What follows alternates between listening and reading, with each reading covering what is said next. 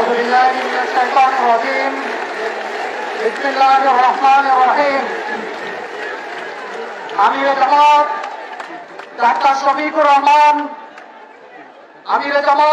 শফিকুর রহমান সহ নেতৃবৃন্দের মুক্তি, অবৈধভাবে ক্ষমতা দখল করা আওয়ামী লীগ সরকারের পদত্যাগ, নির্দলীয় নিরপেক্ষ কেয়ারটেকার সরকারের দাবিতে আয়োজিত ঐতিহাসিক মহাসমাবেশ মহাসমুদ্রে উপস্থিত সংগ্রামী জনতা, আসসালামু আলাইকুম ওয়া রাহমাতুল্লাহ।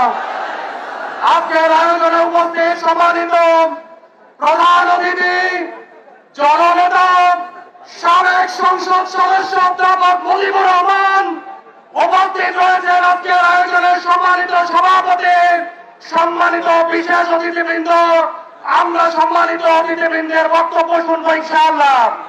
প্রাণপ্রিয় উপস্থিতি, ফ্যাসিবাদী আওয়ামী লীগ সরকার স্বাধীন সার্বভৌম বাংলাদেশকে বন্দী করে ফেলেছে, বন্দী করেছে এদেশের রাজনীতি, বন্দী করেছে এদেশের অর্থনীতিকে, বন্দী করেছে এদেশের গণতন্ত্র, মত প্রকাশের অধিকার, বন্দী করেছে এদেশের মানবতাকে। খুন, হত্যা, নির্যাতন করে আওয়ামী লীগ বাংলাদেশকে একটি ব্যর্থ রাষ্ট্রে পরিণত করেছে।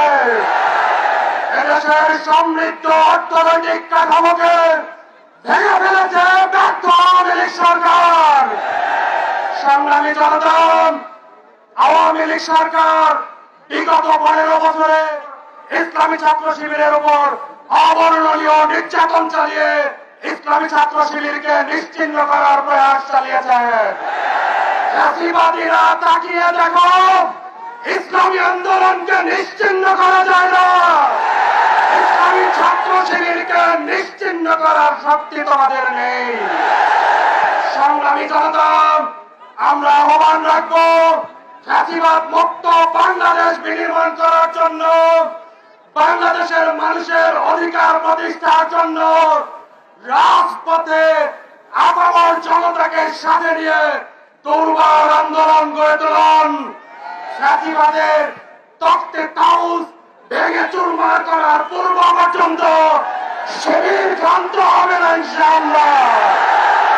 বাংলাদেশ ইসলামী ছাত্র শিবিরের পক্ষ থেকে আজকের সমাবেশে অংশগ্রহণ করার জন্য আন্তরিকভাবে ধন্যবাদ মোবারকবাদ জানাচ্ছি। বাংলাদেশ জিন্দাবাদ, ইসলামী ছাত্র শিবির